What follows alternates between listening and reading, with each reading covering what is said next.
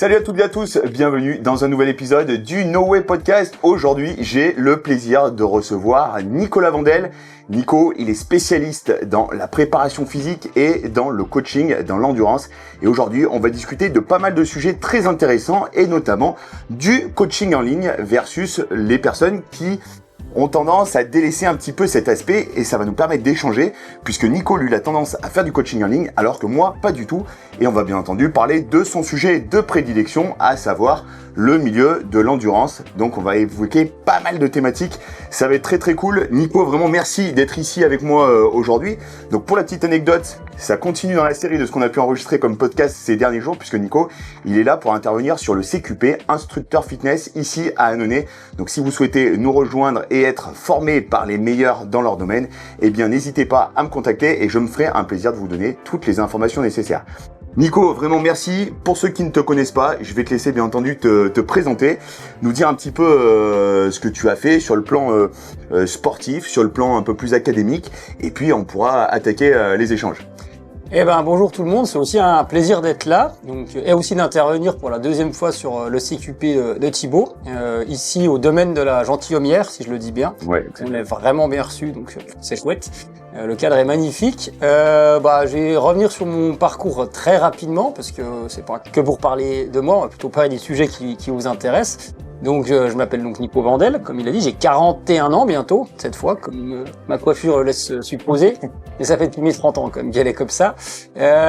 Mon parcours, je viens du ski de fond en tant que sportif. Donc j'ai fait du ski de fond en compétition jusqu'à la vingtaine, où j'ai eu un bon niveau, mais sans arriver à percer sur du très haut niveau, ou même du vrai haut niveau. Donc après j'ai privilégié les études avec fac de sport, etc. STAPS, ça me rajeunit pas, hein, c'était 2003, 2006 ma licence et un master. Et après j'ai travaillé avec l'équipe de France de ski nordique de 2013 à 2023, donc j'ai fait 10 ans. Okay. Avec notamment les Jeux Olympiques de Sochi en 2014, Pékin en 2018 et Pyeongchang en 2018, tu vois, c'est vieux, et Pékin en 2022, les championnats du monde, etc. Et j'ai eu des missions qui sont toujours chevauchées à la Fédé, avec responsable technique sur la préparation des skis, mais aussi préparateur physique du groupe junior et relève pendant pas mal d'années, donc les championnats du monde junior, et des jeunes que j'ai eu le plaisir de retrouver aux Jeux Olympiques que j'avais formés ou que j'avais même entraîné l'année où ils se sont sélectionnés.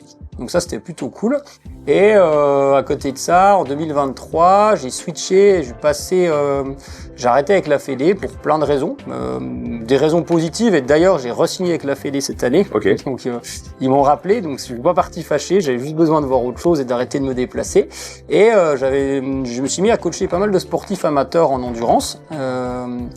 Donc sur plutôt de la course à pied et surtout en distanciel justement. Donc je suis passé, c'est vrai, de quelque chose où j'étais tous les jours, alors j'exagère, mais très souvent sur le terrain avec les athlètes, que ce soit sur la compétition, sur la préparation physique, sur tout ça, et quelque chose où je peux entraîner des personnes que j'ai jamais vues dans ma vie, des fois en visio, et même pas toutes. Donc je peux voir à quoi elles ressemblent via leurs photos sur leur profil Nolio ou Instagram, mais je les ai jamais rencontrées, certaines oui, mais pas toutes. Donc c'est vrai qu'il y a ce switch par rapport à ça.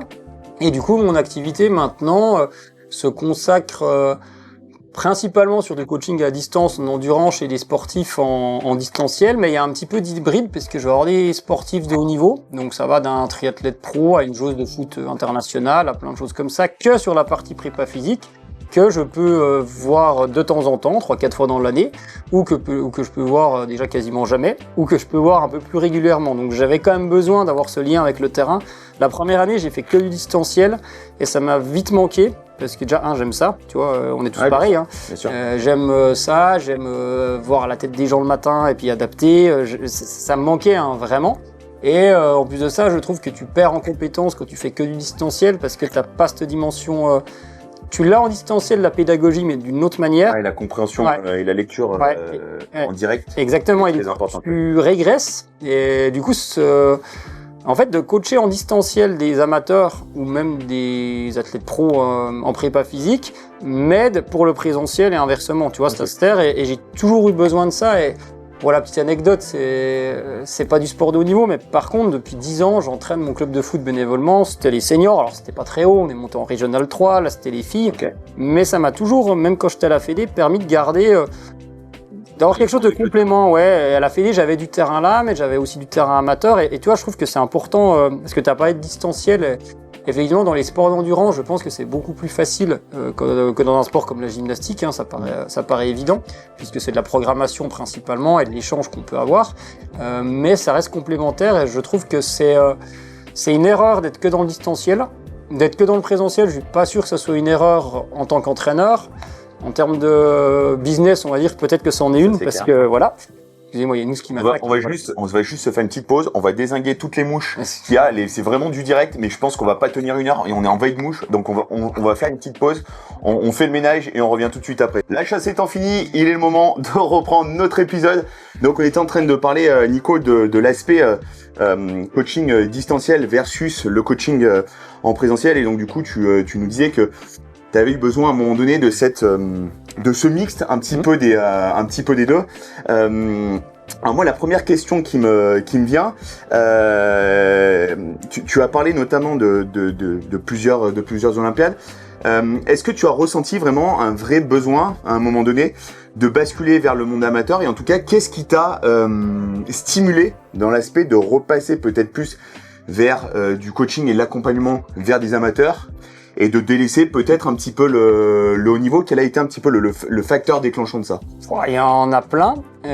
Après, c'est pas plus facile d'entraîner des sportifs amateurs que des sportifs de haut niveau. Ça, faut aussi le prendre en compte, parce qu'un sportif de haut niveau, quand il est pro, effectivement, tu vas être plus pointu dans ce que tu fais, plus précis, mais sur des fondamentaux, hein, tu fais pas plus compliqué, mais en fait, il s'entraîne, il dort. Tandis qu'un sportif de haut niveau, tu vois, un sportif amateur, il y a un boulot, il y a les gamins, il y a plein de choses comme ça. Donc, j'ai pas de hiérarchie par rapport à ça. Et ce qui m'a décidé à le faire, c'est, il y a eu plein de raisons. Déjà, pendant 10 ans, l'hiver, tu pars 2 semaines, 3 semaines, tu rentres 2 jours, tu fais ta lessive, tu repars. Tu vois, je vois que tu souris. C'est d'autres contraintes. Ouais, c'est d'autres contraintes. Moi, alors les JO, c'était que tous les 4 ans, mais 3 fois de suite, t'es parti 3 semaines, tu rentres 2 jours, tu repars en Finlande. Donc tu vois, c'était plein de choses où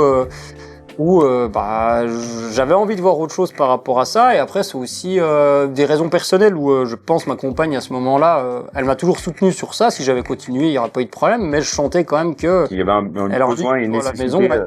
Et l'autre raison, j'en ai pas parlé, je crois qu'une seule fois en public, c'est que l'année des JO, donc en 2022, ma petite sœur était atteinte d'un cancer. Okay. Et du coup, c'était une forme rare, donc on savait que ça se finirait pas bien. Sauf que j'ai réussi à l'avoir comme je pouvais, mais dans l'hiver, et je suis parti aux Jeux. Quand je rentrais des Jeux, 2 jours après, je repartais en Finlande, et moi je montais en minibus, et on prenait le ferry pendant 2 jours, pas de réseau. Et en fait, à la descente du réseau, j'ai appris qu'elle était décédée. Okay. Et là, j'ai dit OK. Bon, évidemment, le staff et les athlètes, c'était top. Ils m'ont dit tu rentres en France. Donc ça c'est bien fait.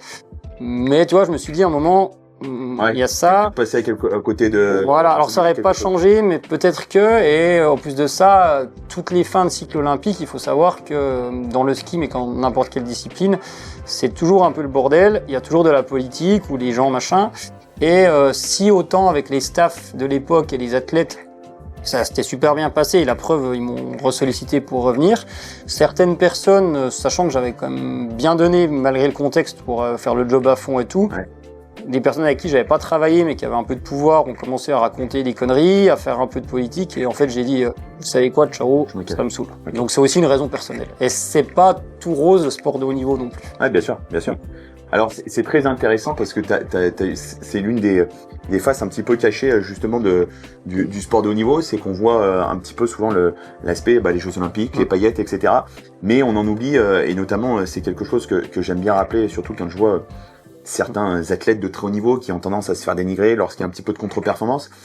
Je vais prendre un exemple comme le tennis, c'est des mecs, ils sont quasiment 300 jours par an en dehors de chez eux, quoi, aux 4 coins du monde. Alors oui, c'est vrai qu'ils gagnent bien leur vie, mais par contre, c'est pas sans conséquence. Derrière, il y a quand même des contraintes qui sont inhérentes certes à la pratique, mais en tout cas, c'est des choses qu'il ne faut pas négliger. Et encore plus dans un staff, parce que là, pour le coup, dans un staff, on gagne clairement moins bien sa vie. On vit des aventures humaines extraordinaires. C'est vrai, c'est une chose.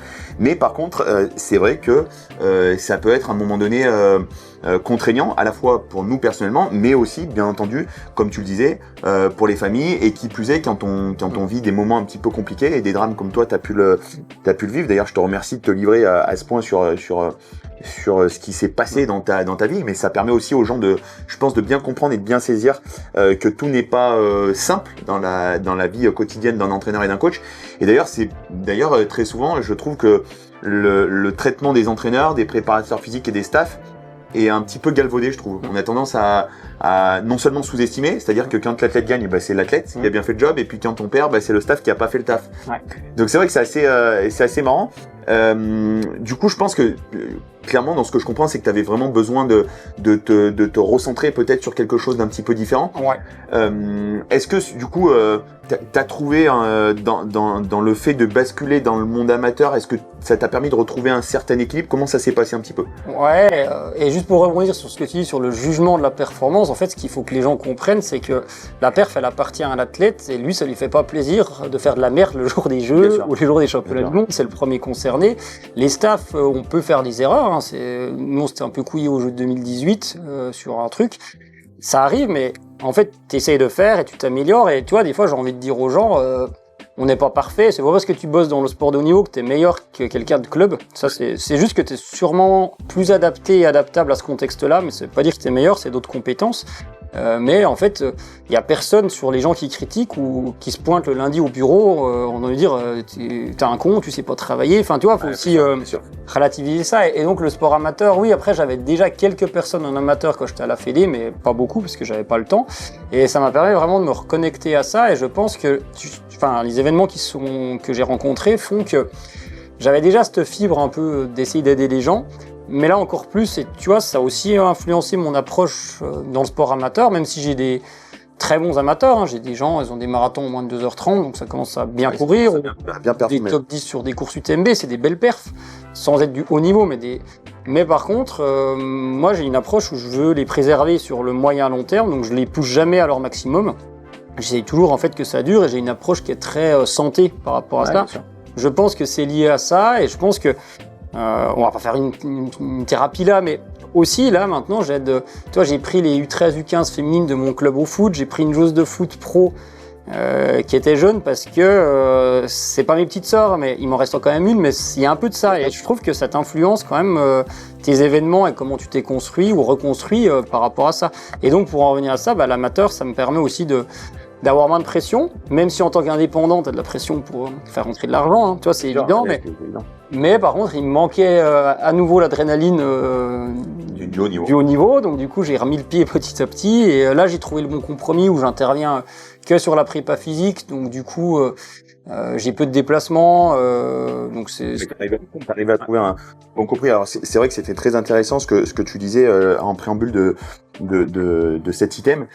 Tu évoquais notamment le compromis entre finalement l'aspect de ce qui nous plaît et puis aussi l'aspect, à un moment donné, comme tu dis, il faut vivre, l'aspect business.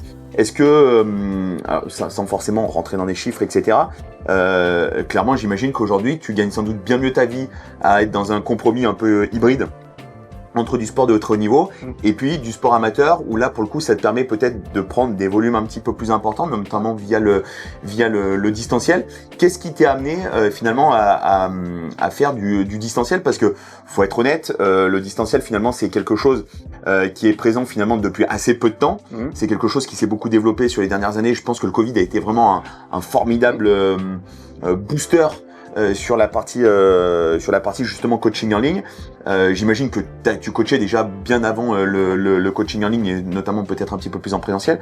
Qu'est-ce qui t'a vraiment amené à passer et à basculer sur l'aspect justement coaching en ligne? Est-ce que c'est uniquement l'aspect business, ou est-ce que c'est l'aventure qui t'a plu aussi de faire quelque chose de différent? C'est un peu l'ensemble, mais tu vois, quand tu parles de gagner ta vie, ce qu'il faut savoir aussi dans le haut niveau, c'est que par exemple, moi je n'étais pas salarié à la Fédé, j'étais en prestat de service, et pendant 10 ans, j'ai re-signé un contrat tous les ans. Okay. Donc le jour où ils te disent t'es nul ou on veut plus de toi, il n'y a pas de filet. Ouais. Donc tu vois, j'ai fait quand même un moment que je suis indépendant quand même par rapport à ça, mais si tu parles de gagner ta vie, j'ai passé, quand j'ai arrêté la Fédé, donc j'ai dit j'arrête mon contrat, il me restait, mes revenus de coaching amateur, c'était 5 à 600 balles par mois, donc c'était pas beaucoup. Okay.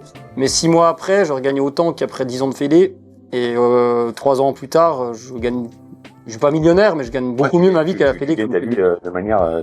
Et donc ça, faut le savoir. Et en fait, le distanciel, ça a pris de l'essor par rapport à ça, mais quelque part avant, même à la Fédé, on faisait déjà du distanciel, dans le sens où les athlètes, on les avait en stage, 1 ou 2 fois par semaine en rassemblement, mais le reste du temps...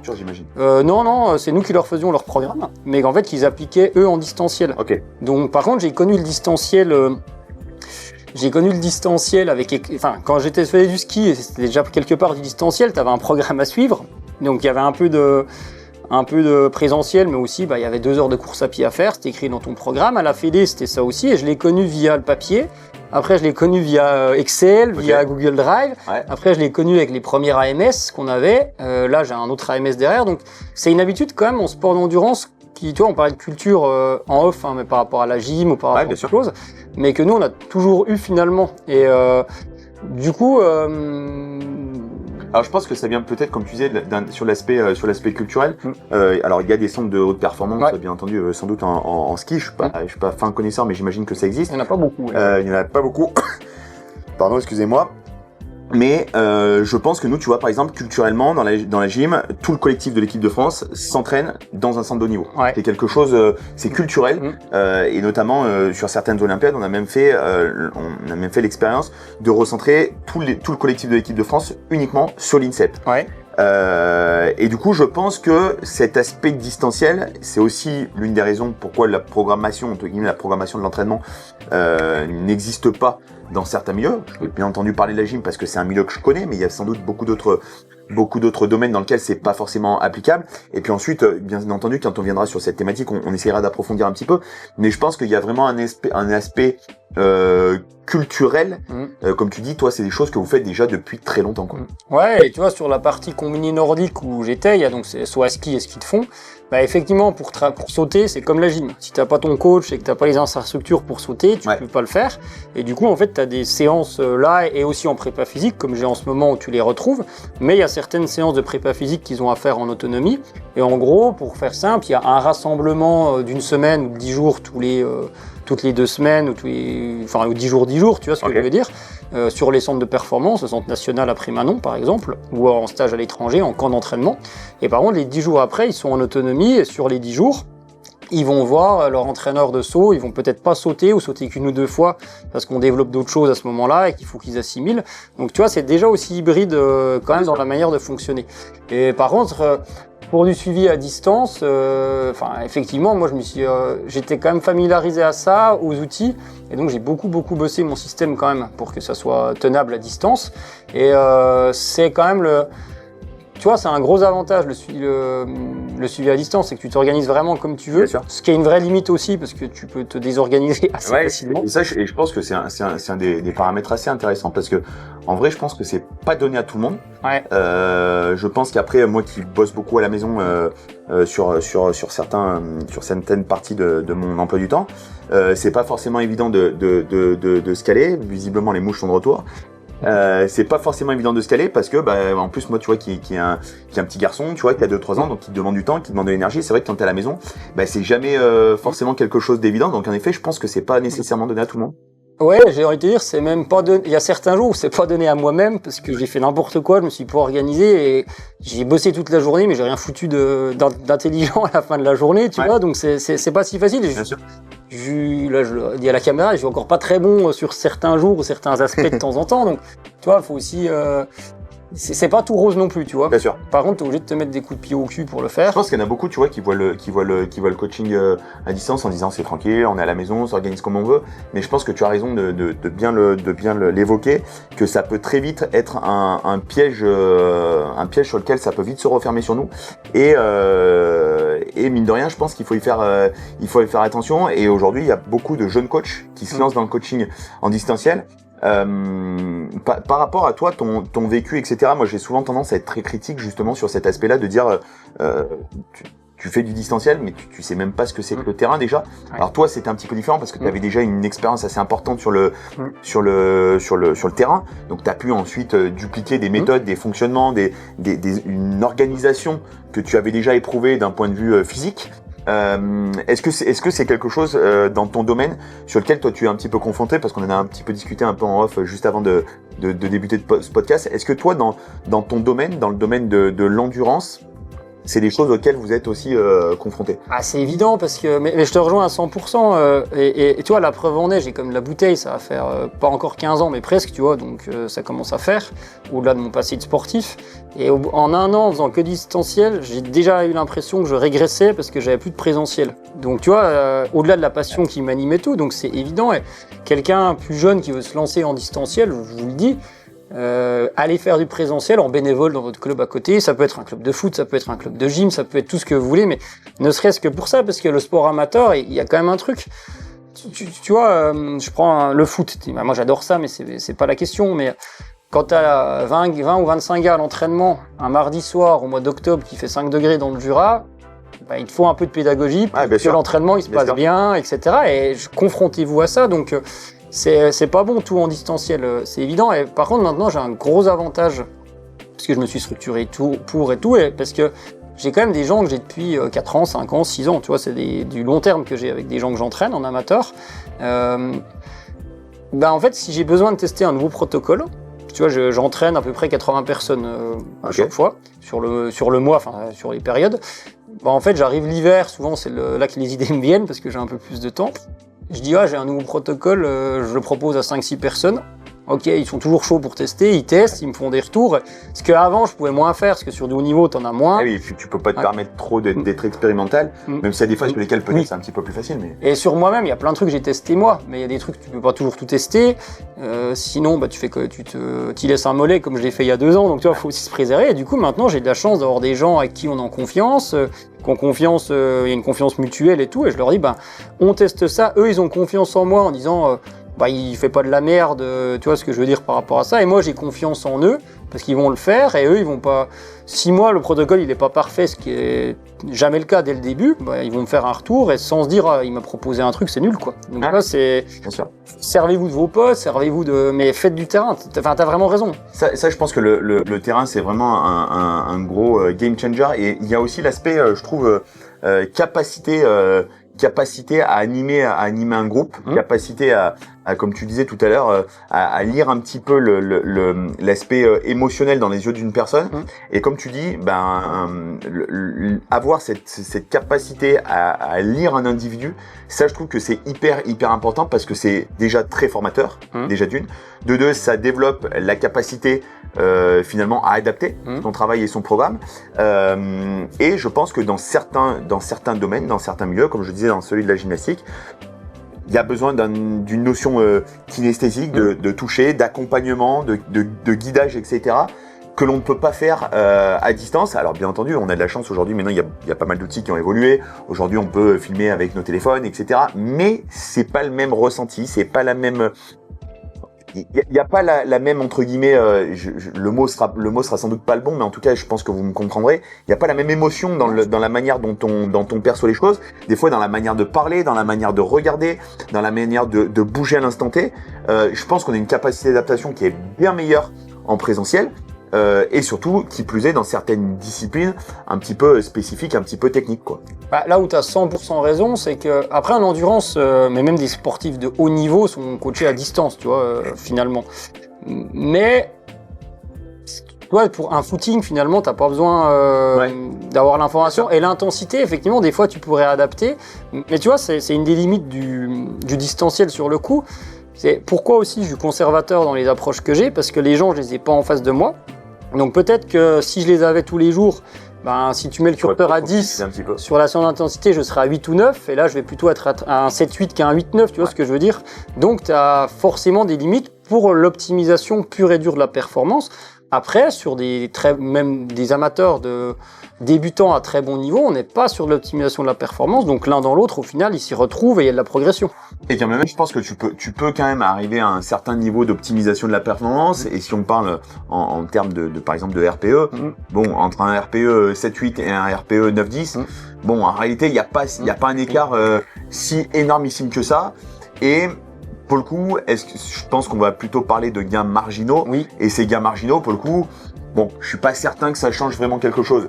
je vais prendre mon expérience parce que je trouve que c'est toujours intéressant d'utiliser des anecdotes et des expériences pour illustrer un petit peu nos propos. Moi, j'ai fait un petit peu de triathlon pour le plaisir et pour la découverte. J'ai fait 2 Alpha Ironman. J'ai fait une préparation extrêmement courte sur uniquement 12 semaines. Donc 12 semaines, quand vous venez d'un milieu comme celui de la gym et qu'en 12 semaines vous dites bon bah c'est bon, dans 12 semaines, c'est bon, je suis sur la ligne de départ et je fais un Alpha Ironman. C'est quand même 2 salles, 2 ambiances. Et pour le coup, donc on se connaissait pas à l'époque.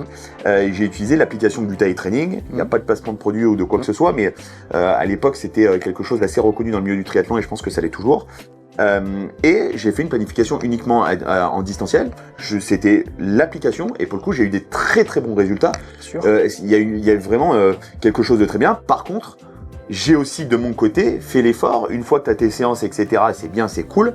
Mais par exemple, sur la partie natation, j'avais ma partie de ce qu'il y avait dans la programmation et je me laissais toujours une partie de 10 minutes, un quart d'heure où j'avais en plus un pote et une copine qui étaient également très très bons nageurs à l'époque qui me drivaient 10 minutes, un quart d'heure vraiment sur la technique pure. Donc je pense que les deux peuvent être aussi complémentaires. On peut très bien avoir une partie distanciel sur tout ce qui est la programmation, les séances à effectuer et sur un point de vue technique, des fois demander un regard un petit peu extérieur de gens qui sont spécialistes, qui peuvent permettre de nous accompagner parce que il faut clairement aussi se dire que la plupart du temps les gens quand ils font du distanciel, c'est parce qu'ils n'ont pas les ressources à côté d'eux pour pouvoir faire du présentiel. Donc je trouve que c'est une super solution. Pas forcément dans toutes les pratiques, mais en effet, comme tu le dis, sur de la course à pied. Alors toi, je sais que tu n'es pas un grand fan d'utiliser les montres, les capteurs de fréquence, etc.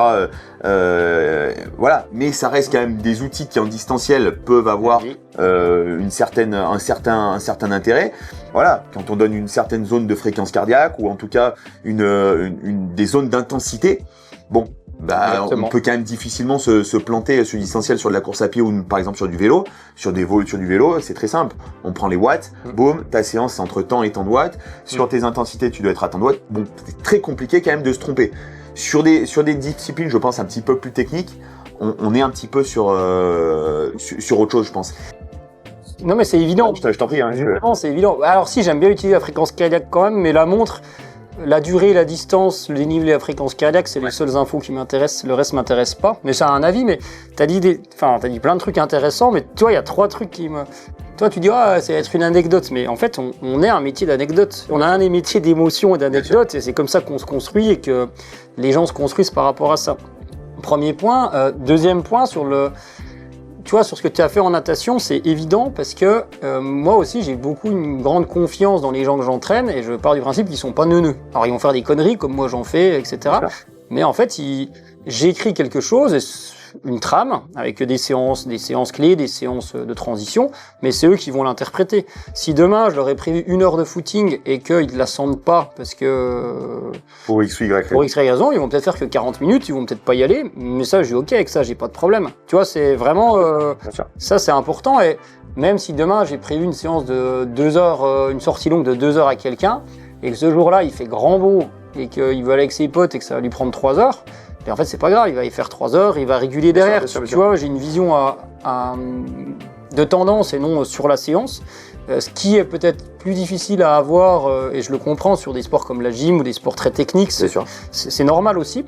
Et en allant là-dessus, tu vois, il y a le présentiel, tu vois, dans des clubs d'athlètes. Je connais d'excellents entraîneurs de club. Coucou Pierrot, si tu nous écoutes, j'en connais vraiment. Mais j'en connais qui sont vraiment nuls et qui peuvent avoir des gens sous les yeux 3 fois par semaine. Et qui font du moins bon boulot que des gens distanciels. Et pas être capable de regarder. Mais comme je connais des gens qui sont pas bons en distanciel, et comme moi, sur certains aspects, j'ai déjà pas été bon, tu vois. Bien sûr, bien sûr. Vraiment, et après, tu as des gens, je pense, qui aussi sont peut-être, et c'est là où ça peut être très intéressant de venir croiser un petit peu les deux aspects, tu as des gens qui sont très bons en programmation, qui ont une bonne capacité à programmer et à voir les choses sur court, moyen, long terme, et d'autres qui, à contrario, sont pas forcément très bons dans la capacité à programmer, mais par contre sont très bons dans l'aspect du moment, la capacité à capter. Moi, je connais des coachs dans plusieurs domaines qui ont une ligne directrice avec un objectif, mais il n'y a pas une programmation clairement établie avec des cycles, etc., qui fonctionnent de manière très instinctive. Ça marche avec certains athlètes, pour le coup, avec très peu d'athlètes. Mais pourquoi pas, tu vois, pourquoi pas. En revanche, je pense que quand même la capacité à bien programmer, ça reste quand même une compétence et une qualité indispensable d'un bon coach. Je pense, sincèrement, en fait, pour bien programmer, c'est quelque part pas si compliqué parce que tu as les principes de base, progressivité, continuité, alternance, on va pas tous les refaire, mais déjà si tu respectes ça, tu es à peu près sûr que tu vas pas trop te planter. Donc ça, c'est sûr, et tu as quand même la ligne directrice, tes périodes d'entraînement, et en fait, comme je le disais en endurance, en tout cas, que ton footing fasse 32 minutes ou 38 minutes. En réalité, on s'en fout. En réalité, on s'en fout et que, tu vois, que tu l'as fait à peu près dans les bonnes intensités qui étaient prévues. Où c'est un peu plus limite en distanciel, c'est la partie préparation physique. Tu vois, c'est pour ça que je propose pas des... Enfin, c'est poussé ce que je fais dans le sens où c'est des cycles de progression, tu vois, etc. C'est pas juste 12 exos à la suite. Mais par contre, les curseurs sont vachement encore plus bas qu'en course à pied parce que c'est en distanciel. Je les ai pas sous les yeux, tu vois, il y a plein de trucs comme ça, sauf chez les sportifs de haut niveau. Mais, tu vois, la limite m'a fait aussi me rendre compte d'un truc, c'est que sans monter haut les curseurs de la prépa physique, même si des fois il y a des séances pas faciles selon ce que je périodise, ça n'empêche pas de progresser et de pas se blesser. Bien sûr. Du coup, ça te fait prendre du recul par rapport à ça. Et un truc, une anecdote justement sur ce que tu disais sur l'intuition. Tu vois, là, le nouveau chef d'équipe qu'on a, la Félix, c'est un Finlandais. Okay. Et qui a bossé avec le Japon, qui était la meilleure équipe mondiale en saut à ski, avec la Finlande évidemment, avec la Chine. Et quand il est arrivé, là j'ai re-signé, je l'avais pas vu encore. Je me dis, les Finlandais, les Scandinaves, c'est très rigide. Donc moi, j'arrive tout content de moi. C'était il y a 3 mois en arrière, je fais une séance avec un des gars, bloc A, bloc B, bloc C, bam, bam, bam, effort, c'était un effort dynamique, effort répété, bam, j'étais tout content, je lui envoie la séance. Puis en gros, je le revois, et puis tu cours pas de la séance, et très poliment, il m'a fait comprendre que non, ils s'en foutaient. Et par contre, on est vraiment sur la même longueur d'onde, parce que lui, il a la vision dans la globalité, tu vois ce que je veux dire? Ouais, bien sûr. Et moi, j'ai adoré ça. Ouais. Et moi, j'ai voulu trop... je revenais, ils avaient bossé comme ça pendant 3 ans, donc je me dis, je vais rester dans la continuité, et finalement, tu vois, et en tant que prépa physique, sur le coup, autant sur ma boîte, c'est moi qui décide de tout. Là, j'ai 2 coachs, un chef d'équipe, un autre coach, et je dois m'adapter à ce qu'eux me demandent de faire, tu vois. Ouais, bien sûr. Et on en est arrivé à finalement, lui, il a beaucoup aimé mon approche, pas la première, tu vois, mais la deuxième sur le terrain. Et en fait, il me dit aujourd'hui, c'est power, mais tu fais ce que tu veux en power. Okay. Et là, avant le stage, c'était global pour les activer pour le stage. Et finalement, ça, tu peux te le permettre quand t'es en présentiel, tu vois. Même si t'as une ligne directrice quand même, toi, tu fais pas de n'importe. Capacité à switcher un petit peu. Ouais. Mais en distanciel, tu peux pas te permettre de passer, toi, il faut le cycle de progression, il faut bien programmer. En présentiel, tu vois, c'est différent. Ça laisse un petit peu plus de marge de manœuvre et de marge d'adaptation, mais tu sais, c'est un truc que j'ai souvent tendance à dire et à évoquer. D'ailleurs, je suis pas le seul, hein, j'ai rien inventé dans ce concept. C'est que je pense que les gens surestiment complètement ce qu'ils sont capables de faire à court terme, mais par contre sous-estiment complètement le potentiel du long terme. Et du coup, je pense que la programmation est excellente dans ce cas de figure. Et là, pour le coup, le présentiel est un vrai atout pour faire comprendre ça, alors que le distanciel, mine de rien, tu vois, je pense que t'as moins le truc qui permet de raccrocher les wagons quand tu t'engages dans quelque chose d'un petit peu plus long. Je sais pas ce que t'en penses sur cet aspect-là. Sur la gym, je te dirais probablement que oui. Sur l'endurance, moins, parce qu'en fait, quelqu'un va me compter. On démarre un projet de prépa marathon, c'est dans 6 mois ou de trail. Ouais. En fait, il a déjà la perspective là. Ouais. Et en fait, j'ai l'étape intermédiaire 2 mois avant, 3 mois avant. Tu vois, c'est vachement plus facile en distanciel, en endurance, ça c'est sûr et certain. Bah ouais. Cet épisode est sponsorisé par la marque Larocque Fitness, concepteur et fabricant français de matériel de fitness. Disposant d'une large gamme de produits allant du matériel classique pour salle commerciale jusqu'au matériel de musculation en passant par une large gamme dédiée à l'entraînement fonctionnel, Larocque propose du matériel de très haute qualité et le tout made in France. Son savoir-faire, son expertise et sa quête perpétuelle d'innovation dans le milieu du fitness font d'elle une marque de référence sur le marché. S'appuyant sur les préparateurs physiques et entraîneurs de terrain, Larocque développe sans cesse de nouveaux outils pour répondre aux demandes et aux exigences de terrain, équipant ainsi de très nombreuses structures de très haut niveau. Vous souhaitez en savoir plus sur la marque et vous équiper avec ce qui se fait mieux en matière de matériel de fitness, c'est le moment d'en profiter et de bénéficier de moins 20% sur l'ensemble de leur gamme grâce à notre collaboration. On se retrouve tout de suite pour la suite de l'épisode. Parce que tu vois, même en termes de progression, je pense que la progression en endurance, moi je l'ai vu, hein, tu vois, sur 12 semaines, j'ai fait des progrès absolument incroyables, alors que je détestais courir, nager, c'était pas mon kiff. Par contre, j'adorais rouler. Mais je me suis rendu compte que c'est un peu ce qui m'a tenu, parce que vraiment, quand je dis je déteste courir, là aujourd'hui, je pense que j'ai couru sans doute beaucoup plus sur la préparation des 12 semaines que j'ai couru dans toute ma vie, tu vois, pour te donner un ordre d'idée. Mais néanmoins, en effet, cette dimension de progression quasi quotidienne à chaque séance, je pense aide beaucoup. Et en effet, tu as raison, dans la gym, alors même si sortons même de l'aspect vraiment purement gym, mais sur un aspect très simple. Je prends toujours cet exemple parce qu'il est assez marquant des tractions. Entre 0 et une traction, des fois il s'écoule 6 mois. Sauf qu'au milieu de ça, on n'a pas vraiment des jalons qui viennent se fixer au milieu, parce qu'entre 0 et 1, il y a 0, puis 1. Donc il n'y a pas d'étape intermédiaire. Et c'est un petit peu pour ça que je me rends compte, tu vois, notamment dans le CrossFit, que les gens n'adhèrent pas forcément à la gym parce que c'est un petit peu plus long, parce que justement on a du mal à avoir de la lisibilité. Tu prends l'endurance, tu prends l'haltéro par exemple, l'haltéro ou la muscu. L'haltéro, tu rajoutes 1 kg sur ta barre, tu as rajouté 1 kg. Ça paraît pas grand chose, mais tu as progressé. Et c'est vrai que je pense que la lisibilité de certaines disciplines font que, en effet, le distanciel s'y prête sans doute beaucoup plus que le présentiel. Ou en tout cas, la différence n'est pas si importante que ça. Ouais, t'as raison. Et tu vois, l'exemple des tractions, je pense qu'il est super bon parce que il y a presque plus d'écart entre 0 et 1 qu'entre 1 et 5. Ah ouais, tu vois, clairement. Ouais, t'as raison. Clairement, et sauf que, contrairement à l'endurance, je pense que ta traction, moi je sais faire une traction, mais quelqu'un qui sait pas le faire, le jour où elle la passe, elle franchit un cap sur une séance. Énorme. En endurance, tu vois, tu franchis jamais un cap sur une séance. C'est la consistance au fur et à mesure, mais par contre, tu progresses pas à chaque séance, mais tu progresses quand même de manière constante, tu vois, donc tu peux construire par rapport à ça. Donc ouais, je te rejoins à 100%. Et les échelons intermédiaires en endurance, ils sont vraiment simples, entre guillemets. C'est que, admettons que ta traction, pour un débutant, c'est courir 20 km, ou courir 2 heures pour un débutant. Okay. En fait, c'est très simple parce que tu as plein d'échelons intermédiaires. Tu as 15 minutes, 20 minutes, 30 minutes, 40 minutes. Ouais, c'est pour ça que tu peux échelonner de manière assez simple, objectiver et jalonner, comme on disait, la performance. Ça, c'est clair et net. Et surtout, il y a un aspect qui à mon sens, est assez important. C'est aussi l'aspect facilitant. Quand tu t'engages sur de la course à pied, peu importe où tu seras, tu pourras t'entraîner.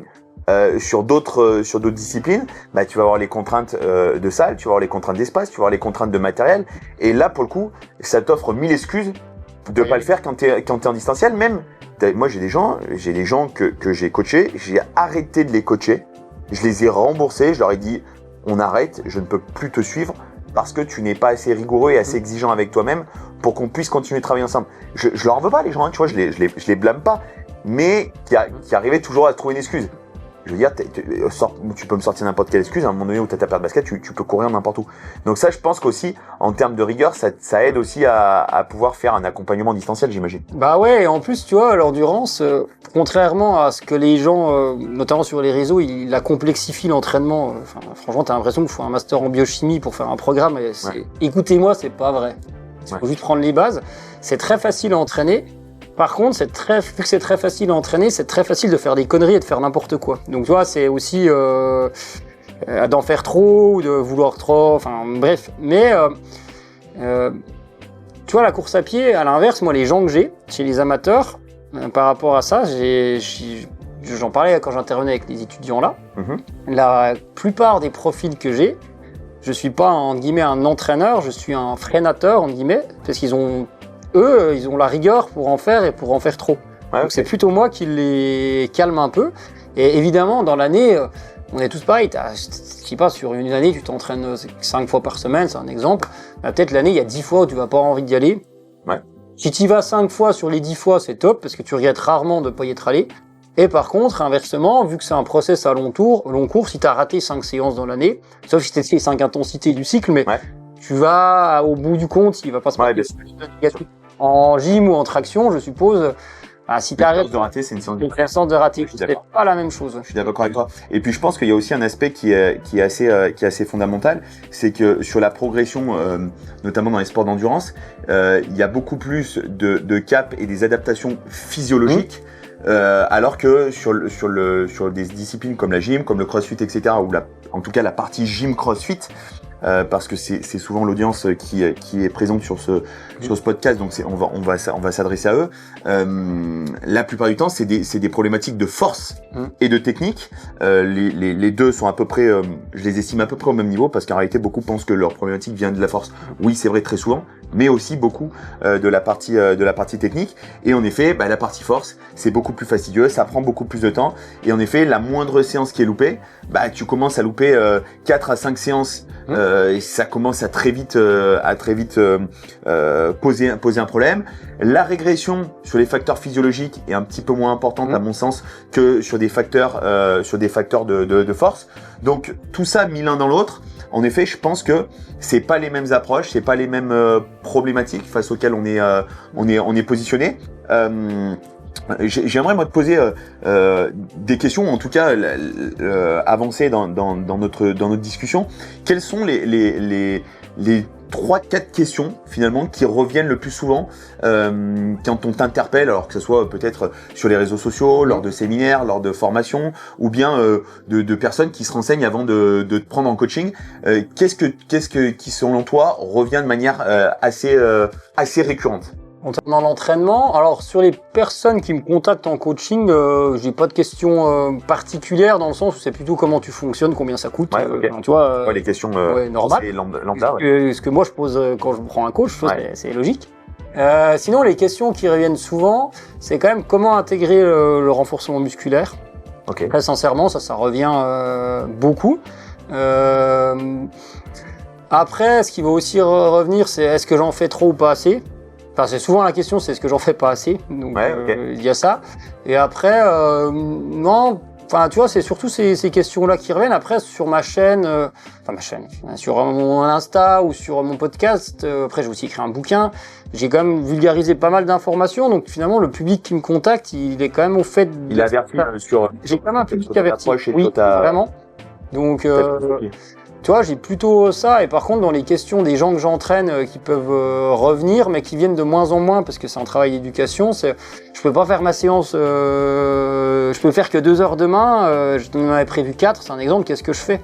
En fait, la réponse, elle est simple, tu fais 2 heures parce que tu peux pas en faire 4, et puis on ajustera la semaine d'après, tu vois, c'est ça, quoi. Et c'est vrai que c'est là où ça met vraiment en relief la différence et les problématiques qu'on peut rencontrer à quel que soit le niveau, c'est qu'en effet, les problématiques qui reviennent souvent, notamment dans le milieu de l'endurance, et qui d'ailleurs peuvent être des problématiques qui peuvent faire basculer les gens d'ailleurs du côté un peu obscur, c'est de toujours vouloir en faire plus, de toujours vouloir augmenter les volumes, de toujours vouloir... Et en fait, dans ce que tu évoques là, c'est assez marrant, les gens des fois manquent un petit peu de pragmatisme. Tu peux pas courir 4 heures, tu peux courir 2 heures. Tu cours 2 heures. Oui. En fait, ça sera mieux que de rien faire du tout. Exactement. Et en réalité, est-ce que ça changera et ça aura vraiment un impact sur le résultat final et sur l'objectif final? Dans 6 mois, non. Non, je suis pas certain. Mais ce qui est intéressant, encore une fois, c'est que, comme tu dis, les gens, en principe, est-ce que tu as plutôt des, parce que c'est une interprétation que je fais, donc je vais te poser la question de manière un peu plus directe. Est-ce que les gens qui viennent te voir, est-ce que c'est plutôt des gens qui viennent pour des objectifs long terme, ou est-ce que c'est des gens, des fois, qui arrivent un peu de manière un peu lunaire? Bonjour, dans 3 semaines, j'ai une course, est-ce que tu peux me préparer? J'en ai rarement, j'en ai déjà eu. Ouais. Dans ce cas-là, je refuse. Par contre, j'aime bien les missions commando. Tu vois, j'ai quand même souvent des gens, c'est des projets à long terme, mais ça m'est déjà arrivé, quelqu'un qui m'a contacté en mai de l'année dernière, qui faisait la Diagonale des Fous, et qui était blessé et qui pouvait quasiment plus courir. Donc ça, par contre, ça me buste. J'en ai toujours un par an comme ça. Et du coup, on a réussi à lui faire finir sa diag et on continue à bosser ensemble derrière. Bah oui, après, c'est surtout lui qui a couru, la diag. Oui, mais ça veut dire que derrière ce que vous avez fait... Ça a marché, c'est ça. Mais tu vois, j'ai quand même un profil de gens qui viennent me voir où j'ai souvent des gens qui ont été blessés, tu vois, pas mal. Alors moi, attention, je reste dans mon registre, je suis pas kiné. Et par exemple, si malheureusement dans une prépa quelqu'un se blesse, je le dis, tu vas chez le kiné, c'est lui qui va, machin. Mais par contre, des gens qui ont été souvent blessés, je pense parce qu'ils en ont trop fait, ils ont trop bourriné ou... Et tu vois, je te dis, trop faire et trop bourriner, ça inclut la préparation physique, parce que par exemple, la tendance qu'on a là sur les réseaux sociaux, j'ai l'impression, en endurance, on parle plus que de 2 trucs, la force max et la nutrition. Ouais. Mais en fait, les gars, ils ont oublié, il faut aller courir, les gars. Enfin, C'est quand même la base. C'est très simple et très factuel, oui, et il faut c'est pragmatique. Et du coup, ils se sont souvent blessés parce qu'ils ont voulu bien faire. Ah, machin, il a dit qu'il fallait faire du squat 1,5 fois son poids du corps en squat complet pour un trailer. J'en ai fait. Bah ouais, mais neuneu, t'as pas de gainage, t'as pas de technique, t'as pas de mobilité. Tu fais ça en faisant en plus 2 heures de course à pied et de l'intensité. Tu veux que ça se termine. Enfin, c'est même pas de la faute aux gens, c'est de la faute des gens qui te transmettent ça. Tu veux que ça se termine comment autrement que ça, tu vois ce que je veux dire? Donc souvent, ils ont même poussé les curseurs, pas forcément sur le volume de course à pied, mais poussé les curseurs trop sur la muscu.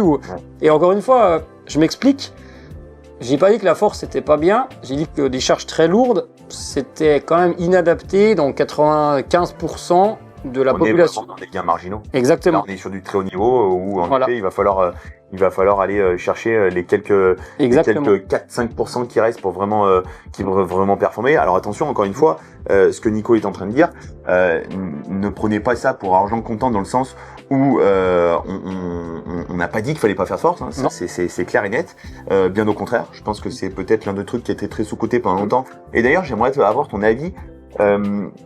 Pourquoi tu penses que ça a eu la vie dure pendant très longtemps de dire qu'il fallait pas faire de muscu chez les sports d'endurance, notamment chez les coureurs, notamment chez les triathlètes? Alors moi j'ai ma petite idée, mais j'aimerais que tu nous donnes ton avis et ton point de vue là-dessus.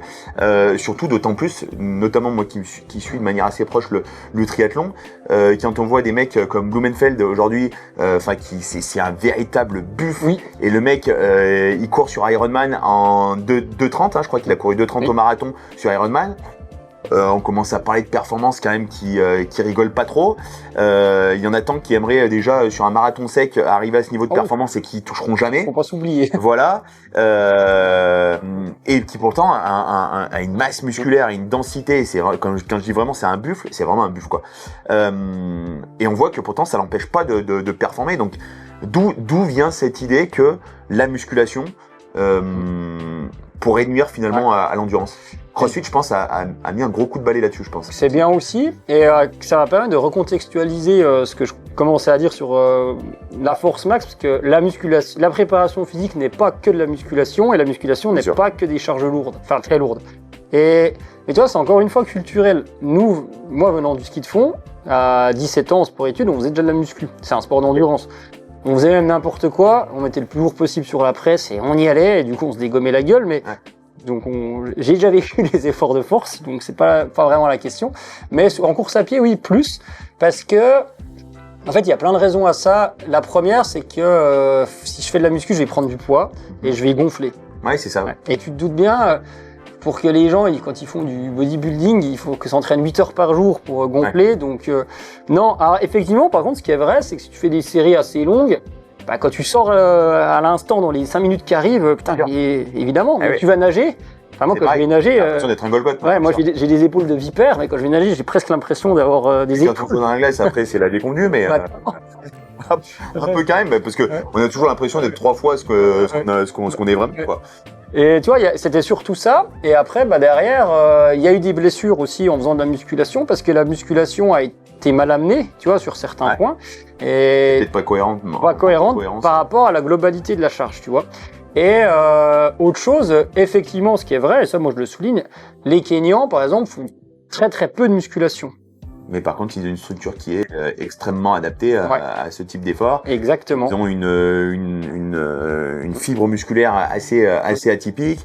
En principe, c'est des athlètes qui ont des mollets relativement... Toi aussi, hein. Bah moi aussi, tu vois, mais bon... J'ai observé. Bah t'as bien observé, mais par contre, tu vois, sur le plan physiologique, c'est pas tout à fait ça. Tu sais, quand tu tapes déjà à 86-87 au repos... Ouais. T'es énervé. Ouais, t'es pas trop aidé, quoi. Tu vois, je suis plutôt quelqu'un de speed, plutôt que quelqu'un d'assez calme.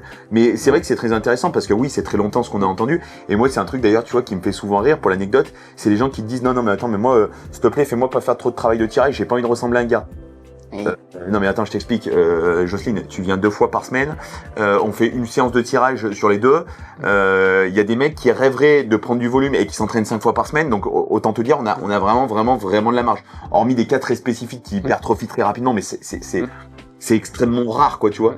Donc c'est assez marrant, et je pense qu'il y a justement eu dans l'endurance pendant très longtemps un petit peu cette idée de se dire bah en effet, si je fais de la muscu, je vais prendre du volume et du coup ça va être plus difficile à traîner entre guillemets cette masse. En réalité, c'est faux. Ouais, c'est pas vraiment vrai, quoi. Bah non, et tu vois. Même pas du tout. Non, bah tu vois, on va prendre le cas de plus de sportifs de soit haut niveau, soit bon niveau. Non, on va prendre course à pied et triathlon. Tu vois, je travaille avec un gars en prépa physique qui a un semi en 1h02, donc ça commence à courir. Ça commence à courir vraiment vite. Et on fait 2 muscu par semaine. Hein. Il prend pas un gramme. Tu vois ce que je veux dire. Ouais. Donc pour l'instant, on fait pas de charge très lourde pour plein de raisons. On y viendra, c'est prévu, mais parce que dans son cas, tu vois, t'en parlais et que les gens, je sais pas sur ta chaîne, il y en a qui me connaissaient déjà, mais en fait, j'aime bien provoquer sur Insta. Parce qu'en fait, ils me saoulent tous avec absolument vouloir mettre le plus lourd possible pour la course à pied, crois pas. Ça n'a pas de sens. Mais lui, on va y aller. Puis en plus de ça, il te revendique ça comme la méthode révolutionnaire. Bah, c'est un petit peu aussi malheureusement le jeu des réseaux sociaux et c'est le côté un petit peu néfaste des réseaux sociaux. C'est qu'on présente toujours les choses comme le dernier truc à la mode, comme la méthode qui va révolutionner. En réalité, on révolutionne rien du tout. Non. Tout ce qui devait être testé a été testé là au cours des dernières années. Oui, il y a des avancées en termes de compréhension, en termes de science, etc. Qui permettent en effet d'aller gagner ces quelques gains marginaux. On en discutait dans le podcast précédent avec Fred notamment. Mais clairement aujourd'hui, on sait quand même ce qu'il faut faire. On a quand même une belle vision de ce qu'il faut faire. Et je pense que ça dépend aussi un petit peu des profils. Est-ce que toi, tu as identifié un petit peu des profils types? Ouais. Typiquement, oui. Déjà, le profil type, pour pouvoir faire de la charge lourde, il lui faut un background en musculation de plusieurs années. Donc en fait, rien qu'en disant ça, t'élimines, en tout cas dans le public que j'ai, t'élimines 95% des gens que j'ai. Et par exemple, tous les gens que j'ai à qui j'ai fait faire de la force, parce que c'était pertinent à ce moment-là dans la prépa, c'est des gens qui avaient de la muscu depuis longtemps. Et qui étaient capables de le faire en sécurité. Toi, donc déjà, ça c'est le profil. Ça, je pense que c'est vraiment quelque chose d'important. C'est vraiment de comprendre... quand on parle de background et de passif, c'est de gens qui sont en capacité de faire de manière autonome, clairement, le travail, sans que toi tu aies besoin d'être ici présent dans la séance, parce qu'on parle là de travail éminemment distanciel, et c'est justement cette capacité à dire, ok, je vais lui faire un squat, je sais que je vais pouvoir lui faire un squat lourd, et que ça va être intéressant, parce qu'encore une fois, comprenez bien une chose, c'est que si vous faites faire du squat lourd à une personne qui n'a pas une gestuelle et une motricité bien précise, bah en fait, ça va être beaucoup plus délétère que ça va apporter quelque chose de pertinent. Mais comme dirait, en tout cas, un de mes maîtres spirituels, Fred Aubert, d'abord ne pas nuire. Et en fait, quand tu as ça, et qu'on se trompe pas, par contre, je propose pas des circuits de training en 30-30 à poids du corps. J'utilise les kettlebells, les haltères, les poids, ceux qui vont à la salle, c'est pas la question. Qui sont déjà, bien souvent, entièrement suffisante, parce qu'il y a clairement de quoi se buter déjà, même au poids de corps, en vrai, on pourrait déjà bien se buter. Mais quand on utilise des outils, en effet, comme les kettlebells, les dumbbells, pourquoi pas des résistances parfois élastiques, etc., on peut déjà arriver à des niveaux de sollicitation et d'intensité qui sont relativement intéressantes. Typiquement, pas trop diverger, mais j'ai discuté avec une jeune étudiante, Ingrid, l'autre fois. Elle me dit, on parlait de Force Max, et pour elle, Force Max, c'est 3 RM, machin. Je lui envoie une vidéo c'était moi en train de sauter, mais on s'en fout. Un saut d'une box comme ça, tu te regroupes en l'air, tu bloques à réception. Je lui dis, mais si ça, c'est pas de la Force Max. Alors, c'est de la Force Max sur le coup, en excentrique où tu bloques. Bien sûr. Mais ton niveau de force, il est élevé. J'ai pas dit que c'était le meilleur exercice. Mais tu sollicites le spectre de la Force Max. Exactement. Mais pour en revenir à ceux qui réagissent ou pas, donc déjà, c'est le prérequis ici. Et le deuxième prérequis, c'est de courir déjà assez. Tu vois, pour espérer avoir des gains, stagner. Parce qu'en fait, souvent, on dit les études disent que la Force Max améliore l'économie de course. Ce qui est vrai. Mais d'ailleurs, c'est surtout vrai chez le demi-fondeur. Plus ça s'allonge, moins c'est vrai. Mais moins on en a aussi. Parce que, bien entendu, on est plus sur les mêmes filières et en tout cas, globalement, plus sur les mêmes registres musculaires également. Tu vois, j'ai un gars, je dérive, mais il fait le 800 en 1,48. Donc c'est vraiment vite. Il fait 5 au France U23. Lui, on a fait de la puissance, on a fait de la force. Parce que sa discipline, ça valait tellement de sang que, enfin bref. Et je me repère dessus, mais ton économie de course, quand tu es ultra trailer amateur, tu vas la développer si tu fais une séance de tempo à plat. Bien sûr. Tu vas la développer même mieux que si tu fais de la force max. Donc prenez du recul par rapport à ça. Et donc oui, les profils qui réagissent ou pas à la force, c'est un peu le même genre de profil qui réagissent ou pas à la très haute intensité. Tu vois, de la VMA, quelque part, c'est de la force max. Enfin, tu as le spectre de l'endurance et tout. Il y en a chez qui c'est très délétère, qui n'arrivent pas à réagir à ça. Il y en a chez qui ça les active beaucoup. Tu vois, j'ai un gars, Ludo, il a un marathon en 2,28, donc ça court très vite. Ouais, ça commence à bien dépoter. Et jamais de travail de VMA à plat. On fait du tempo, de l'allure, et si on fait des 2 minutes ou des 1 minute ou des 30 secondes, c'est en côte.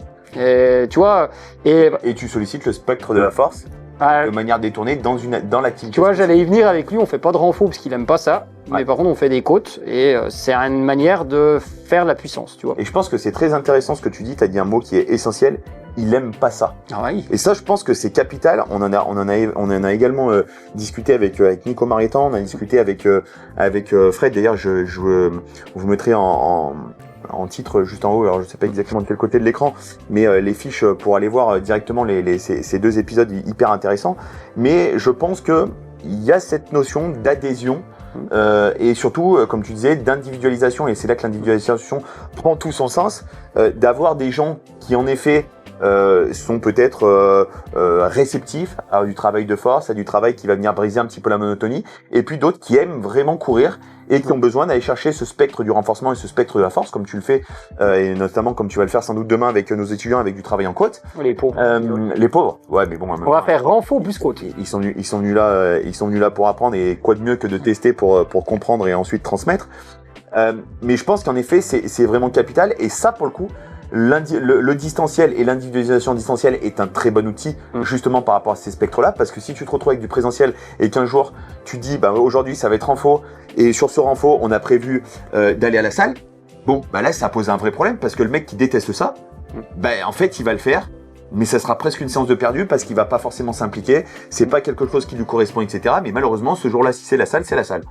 Ouais, et encore plus, j'ai eu la discussion aussi aujourd'hui, dans le sport de haut niveau, je pense que, et encore, mais tu peux arriver à te dire là, ok, t'aimes pas ça, et l'athlète va se dire j'aime pas ça, il faut le faire. Dans le sport amateur, je suis moins convaincu. Et exemple sur la préparation physique, en fait, pour moi, la finalité, mais à n'importe quel niveau, c'est de se sentir fort. C'est pas d'être fort en soi, c'est de se sentir fort. Et nous, avec l'équipe de France Junior, l'année où ils font sur 2 courses de médailles au Mondiaux Junior, en 2021, ça y est du Covid. Allez, après quelques petits soucis techniques, on reprend. Donc, on était en train de parler, Nico, des différentes variables qu'on peut retrouver en fonction des attentes des gens finalement. On se rend compte qu'il y en a aussi, je pense qu'il y a un impact aussi des gens qui sont peut-être plus facilement coachables à distance que d'autres. Ça, je pense que c'est peut-être quelque chose que tu as pu rencontrer. Et notamment, ça rentre en compte dans ce qu'on est en train de dire. On parlait des profils, notamment de ceux qui étaient plus réceptifs, de ceux qui acceptaient de faire du renfort, d'autres peut-être un petit peu moins. Est-ce que tu as déjà été confronté justement à des personnes qui sont pas coachables ? Difficilement coachable, oui. Pas coachable, par exemple, moi je sais pas coacher. Quelqu'un qui n'a pas un objectif de performance, mais quand je dis performance, ça peut être terminer son premier 10 km, c'est pas le courir en 30 minutes, tu vois ce que je veux dire. Mais quelqu'un qui est juste dans une démarche qui est très louable, c'est pas la question, c'est que juste je suis pas la bonne personne pour ça. Je veux courir 2-3 fois par semaine, faire un peu de renfort pour avoir une meilleure santé. Ce qui d'ailleurs, je pense, est une très bonne voie pour être en bonne santé, mais je sais pas faire si j'ai pas l'objectif. Donc, tu vois, là, c'est pas coachable. Après, pour moi, si c'est moi qui l'entraîne. Après, tu vois, pour les gens qui sont que j'ai depuis longtemps, il y a des périodes où ils sont plus ou moins coachables, mais ça, c'est de la relation. Oui, bien sûr. Et tu vois, typiquement sur des projets d'endurance avec des gens que j'ai depuis longtemps sur le long cours, il y a même des périodes dans l'année où je ne les coache pas. Quelqu'un qui fait un ultra trail, l'hiver, je lui mets que... des fois, je lui mets rien pendant un mois. Et des fois, je lui mets que sa séance clé de renforcement musculaire et sa séance clé d'intensité. Et tout le reste, elle démerde, elle va faire du ski, elle va faire... il ou elle, mais je pensais à une fille en tête, mais il y a aussi des gars aussi. Et ça, en fait, le coaching, pour moi, il y a des temps forts et des temps faibles, comme dans l'entraînement. Et il y a des périodes dans l'année où tu as besoin d'être présent et d'avoir un contenu qui est très calibré. Et tu as des périodes dans l'année où tu n'as pas besoin de ça et c'est même contre-productif d'avoir un programme trop rigide. Et je vais te donner l'exemple là, et ça refera aussi le lien avec la discussion qu'on avait avant l'interruption sur le travail de renforcement musculaire. Tu vois, j'ai une fille qui vient de terminer 4e du 140 km de Verbier par UTMB, une grosse course. Et ben, elle, typiquement, son année, comme on l'a construit, l'hiver, elle a envie de skier, elle va courir s'il fait beau, donc je lui mets juste son renforcement musculaire, juste sa séance de qualité, et tout le reste, elle s'organise comment elle veut. Quand on sort d'hiver, au printemps, je garde ce système-là et je lui mets juste les thèmes de semaine, semaine intermédiaire, semaine haute, semaine de régénération. Comme ça, en fait, elle sait, en disant là, c'est semaine intermédiaire, la consigne, c'est tu arrives le dimanche, tu peux être fatigué, mais pas trop. Semaine haute, c'est tu peux y aller comme une bourrine parce que c'est le moment. Et semaine régénération, il faut que tu arrives le dimanche moins fatigué qu'en début de semaine. Tu vois, c'est vraiment ça. Et quand on se rapproche de l'objectif, bah là, je recommence à programmer. Mardi, tu fais ça, mercredi, tu fais ça, même si elle l'interprète de son côté. Tu vois ce que je veux dire, sûr, mais tu vois, il y a des moments sur ça. Ça permet d'avoir une lisibilité un petit peu et aussi de mieux accepter, de se dire, bah là, je sais que je vais avoir une période où ça va être un petit peu plus light. Oui. Et puis là, sur cette période, et je pense que c'est assez intéressant aussi, ça, parce que ça permet aussi peut-être de s'adapter d'un point de vue personnel, d'un point de vue peut-être aussi professionnel, parce que la plupart des gens que tu dois coacher, c'est des gens qui ont un taf à côté, qui ont une vie à côté, et où il y a cette nécessité justement de s'adapter à l'environnement des gens, quoi. Exactement. Et tu vois, dans son cas aussi, ça dépend des périodes. Tu vois, tu parles des profils, mais ça dépend aussi des prépas. L'année dernière, avec elle, on avait préparé la TDS, donc les 150 km de l'UTMB. On a respecté les mêmes bases, mais on n'a pas du tout fait la même prépa cette année qu'on a fait l'an passé. Parce que l'année dernière, c'était son premier ultra aussi. Il y a des trucs qu'on a bien fait, des trucs qu'on n'a pas bien fait. Donc tu vois, on s'est adapté. Et on parlait de préparation physique tout à l'heure. L'année dernière, pour faire de la préparation physique, on avait fait pas mal de force explosive. Et d'explosivité, parce que c'est un truc qui marche bien pour l'ultra trail. Quand cette année, on a fait que de l'endurance de force. Tu vois, parce que en fait, c'est l'esprit de la prépa. Cette année, on s'est dit, ok, Verbier, elle a fait une super perf à Verbier. En vrai, elle rate le podium parce qu'elle a des ampoules depuis le 40e. Donc du coup, ça complique un peu les choses. Et parce qu'on s'est dit, on fait un truc chill dans la prépa. Alors, elle a fait déjà 28 heures en 3 jours sur un bloc, mais c'est quand même une prépa chill, toi, sur le long terme, dès l'hiver, et d'aller sur des efforts. Et tu vois, on parlait de force, mais l'explosivité, c'est un point d'entrée pour la force. Bien sûr. Bah, en fait, tu es dans le ton de ta prépa au bim, j'y vais. Et si tu fais faire ça, tu n'es plus dans le ton de ce qu'on voulait faire. Nous, c'est dans le ton take time, posé sur le long terme. Donc l'endurance de force, dans l'esprit des séances, c'est pas des séances forcées, c'est pas des séries à l'échec, mais c'est beaucoup de reps dans la maîtrise, sur de la PPG, des trucs comme ça. Ça collait vachement là-dessus. Et là, Finalement, elle a eu des bien meilleures jambes cette année en faisant ça qu'en ayant fait, en montant le curseur de force l'an passé. Non pas que c'est une grosse incidence, tu vois, parce que c'est toujours un ensemble, l'entraînement. Mais n'empêche que, tu vois, la prépa physique ou le type d'intensité que tu vas faire, ça va jouer. Tu vois, cette année, le travail à intensité qu'on a fait avec elle, on a fait un gros travail sur la physiologie, un peu en dessous de SV2 cet hiver. Mais après, le dernier mois... Après, on a fait des up and down, donc des montées et des descentes. Et le dernier mois, sincèrement, on en faisait une petite touche de ci, une petite touche de là. Sa dernière vraie séance, c'était à J-10. C'était 1h15 de footing en trail et 4 fois 4 minutes au plat, au tempo. Tu vois, mais ce qui pourrait dire, ça n'a aucun sens avant de faire 140 bornes et 7000 de dénivelé, tu vois. Mais c'était... Par rapport à un cursus complet, c'était ce qu'il fallait faire à ce moment-là. Exactement. Et tu vois, ça s'accompagne... Enfin, tu vois, c'est vraiment l'esprit de la personne dans le moment. Ton contenu d'entraînement, il doit vraiment jouer avec ça, y compris sur la musculation. Et c'est pas parce que tu as estimé ou tu as lu que c'est la force qu'il fallait faire que ça va être ce qui va être bien pour elle. Et peut-être que l'an prochain, revenir faire de l'explo ou pas. Tu vois, ça dépend des moments. Je pense que c'est aussi ça la logique aussi du long term development.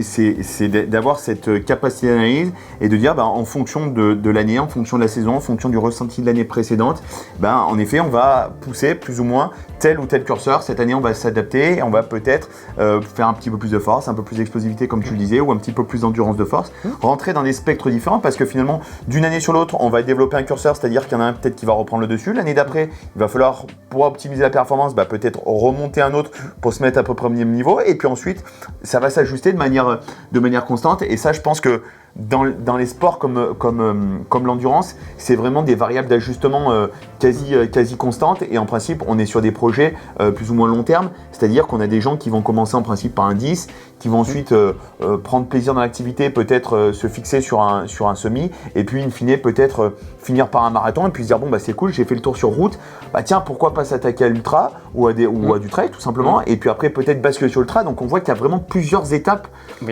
dans l'activité course à pied ou dans l'activité endurance de manière plus générale. Bah tu vois, si en fait j'ai des gens incoachables, mais je prends pas les projets. C'est les gens qui veulent faire un ultra parce qu'ils ont l'impression qu'un 100 bornes, vu qu'il y a que 300 bornes qui existent, 100 bornes c'est rien, et 40 c'est rien. Ouais. Et en fait, bien sûr que c'est rien quand tu as fait un process, mais quand tu discutes avec eux, j'ai fait un trail de 40 km l'an passé, je dis bah ouais mais je peux pas te coacher pour ça. Il y en a quand même 60 de plus. Voilà, donc fais-en plusieurs et tout. Et c'est vrai qu'il me fait penser ça je prends pas ces projets-là, sauf... En vrai, j'ai un de mes potes l'an passé, il a été tiré au sort à l'UTMB avec une seule running stone, donc ça arrive jamais pour ceux qui connaissent.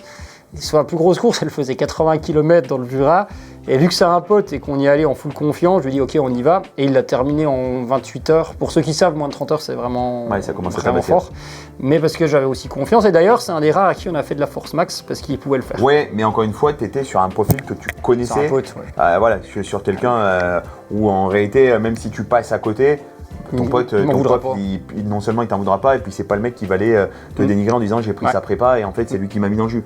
Donc aussi il y a aussi cet aspect-là, mine de rien, de faire les choses et de prendre aussi les clients qui sont entre guillemets coachables. Moi je te dis, j'ai eu des gens qui étaient incoachables, et ça m'a confirmé dans l'esprit que c'était quelque chose de très différent de faire du coaching en distanciel, et par rapport au coaching physique, ça c'est clair que ça fait vraiment une différence énorme quoi. Ouais, et en plus, si on parle un peu coaching, moi je suis jamais clivant par principe, mais par exemple là, ceux qui vont m'écouter là, ou dans ce que je peux communiquer sur les réseaux, dans mon podcast, il y en a sûrement plein, d'ailleurs ils sont peut-être plus là parce qu'ils ont arrêté, qui vont dire mais en fait il est con, j'aime pas. Mais en fait en faisant ça, les gens qui me contactent, c'est qu'ils adhèrent pas à tout, on n'est jamais le Messi, tu vois, mais ils voient...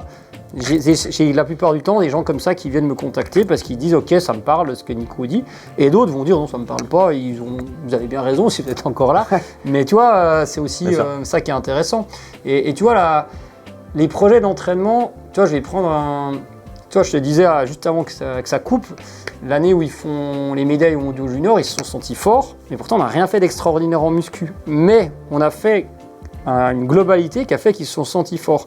Et par exemple, le problème de la muscu, pour moi, c'est que si tu montes le curseur de muscu haut, tu es obligé de baisser celui de l'endurance, enfin de l'intensité de l'endurance, sinon ça pète au bout d'un moment.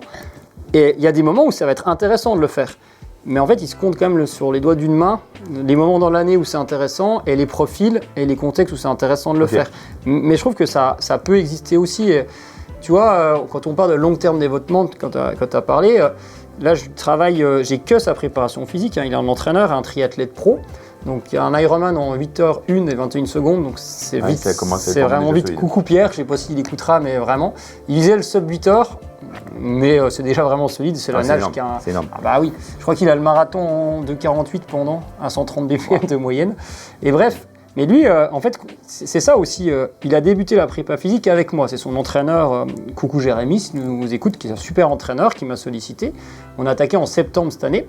Donc ça normalement été en mars-avril. Mais le contenu de préparation physique que je lui ai proposé au début était beaucoup moins avancé que ce que je peux faire à quelqu'un qui court le marathon en 3h30 que j'ai depuis 3 ans. Ok. Tu vois, parce qu'en fait, il avait juste besoin d'apprendre, tu vois, on parle des prérequis, etc. Bien sûr. Sauf que, vu qu'il est assez doué, ça n'a pas pris 2 ans pour arriver à aller faire de la force explo, ça a plutôt pris 4 à 5 mois, et encore en prenant une marge, mais finalement... Et en ayant commencé de plus loin. Ouais, et en plus on ayant commencé de plus loin, tu vois. Mais finalement, là, on est revenu sur l'endurance de force, parce que c'était son souhait à lui, tu vois. Okay. Donc, là où je veux en venir, c'est que c'est pas parce que c'est un sportif de haut niveau que le contenu doit être forcément très avancé, parce que si son niveau en musculation ne lui permet pas d'accéder de manière sécuritaire à des contraintes très élevées, ben c'est pas bon si tu veux lui faire une prépa physique très poussée alors qu'il a un niveau débutant en préparation physique. Okay. Et le long terme développement, en tout cas, c'est moi l'approche que j'en ai par rapport à ça. Et par contre, des gens qui sont des coureurs beaucoup moins bons, même si lui c'est un triathlète, mais il court vite, tu vois, mais qui font déjà de la muscu depuis 10 ans, Là, ils peuvent se faire plaisir. Ou des fois, c'est eux qui gèrent eux-mêmes leur muscu, je m'en fous, justement, je leur donne des consignes. Ça, j'ai pas d'ego par rapport à ça, tant qu'il s'est équilibré par rapport à ce point-là, mais j'ai vraiment cette vision. Ça vient pas impacter forcément ton travail. Non. Et demain, tu prends Kipchoge, s'il veut se mettre à faire de la muscu, tu te doutes bien qu'il va devoir faire de la muscu de débutant pour arriver à la faire. Donc, tu vois, il faut prendre du recul sur ça. Je pense que c'est très intéressant, et je pense qu'on va clôturer d'ailleurs cet épisode là-dessus. C'est justement cette notion de prendre différents paramètres en compte, un peu à l'instar, comme tu le disais et comme on le disait au début de l'échange. Avoir une montre, c'est bien, on a des milliers d'informations à notre disposition. Par contre, en fait, c'est de prendre des choses qui sont simples, basiques, quantifiables, mesurables. Et surtout, qu'on est en capacité à la fois de maîtriser nous en tant qu'entraîneur, et puis surtout que la personne qu'on a en face de nous, elle est aussi capable d'interpréter et de mesurer, parce qu'on se rend très souvent compte que la plupart du temps, les gens ne sont pas forcément en capacité de mesurer et de quantifier ce qu'on leur propose, et du coup, ils se font très vite des films en disant « Ouais, j'imagine que tu en as eu des gens comme ça, ouais Nico, j'ai vu que telle ou telle donnée, ça va pas. Ouais, mais en fait, on s'en fout. » Et ça, je pense que très souvent, et c'est peut-être l'un des paramètres qui est sans doute beaucoup plus difficile par rapport à ce que moi je peux rencontrer, parce que nous, il n'y a pas d'agrégat, il n'y a pas de choses qui viennent se rajouter. Il y a un TRX, il y a une barre, il y a un kettlebell et pas plus, quoi, voilà. Et je pense que c'est des choses qui sont assez complexes. Donc vraiment, si vous devez retenir quelque chose de ce podcast, n'hésitez pas à aller dans des choses simples, bien maîtrisées, bien contrôlées, parce que c'est souvent ce qui fait la différence. Ne faites pas les choses par principe, en tout cas de dire tiens, j'ai vu qu'un tel il faisait du renforcement, vu qu'il a des grosses performances, moi je vais faire pareil. Non, en fait, vous avez peut-être sans doute pas le même mode de vie, vous n'avez peut-être pas les mêmes capacités à endurer la charge de travail, etc. Donc je pense que c'est vraiment ce qu'il faut retenir. N'hésitez pas, bien entendu, à suivre Nico sur les réseaux sociaux. Je mettrai sa description, son profil, etc. Je vous mettrai également le lien de son livre, parce que Nico, il l'a dit tout à l'heure en introduction, il a écrit un livre qui est un super bouquin. Tu peux nous redonner le titre? La prépa physique de l'endurance. La prépa physique de l'endurance. Donc n'hésitez pas également à aller vous renseigner si vous souhaitez être coaché par Nico. C'est clairement une référence dans son domaine. J'espère que cet épisode vous aura plu. N'hésitez pas, comme toujours, vous connaissez la musique, likez, commentez, partagez, donnez-nous de la force. On a besoin de votre énergie pour pouvoir continuer à faire ce genre d'épisode. Nico, franchement, merci beaucoup pour ton temps. Et puis, on se dit à très vite, et pourquoi pas la prochaine à charge de revanche sur ton sur podcast. Le mien, à toi. Ouais. Écoute, merci beaucoup, c'était très bien. Et pour conclure, je vais vous livrer le petit secret pour ceux qui sont là. En fait, la muscu et l'intensité, je pousse ni le curseur la muscu à fond, ni le curseur l'intensité à fond, mais par contre, j'enchaîne les deux la veille pour le lendemain, et c'est là que les progrès ils se font en sécurité. Et du coup, je vais jamais au max, tu vois ce que je veux dire? Okay. Et ce qui m'intéresse, c'est la cohabitation entre les deux. Bon, j'emmène les gens au carton 3 ou 4 fois par an, parce que ça, il faut quand même progresser, mais le reste du temps, c'est la cohabitation. Ça peut résumer l'épisode aussi. Ouais, je pense que c'est un très bon résumé. En tout cas, je vous remercie d'être resté jusqu'à la fin si vous êtes encore là. Sur ce, je vous dis à très vite. Ciao les amis. Salut.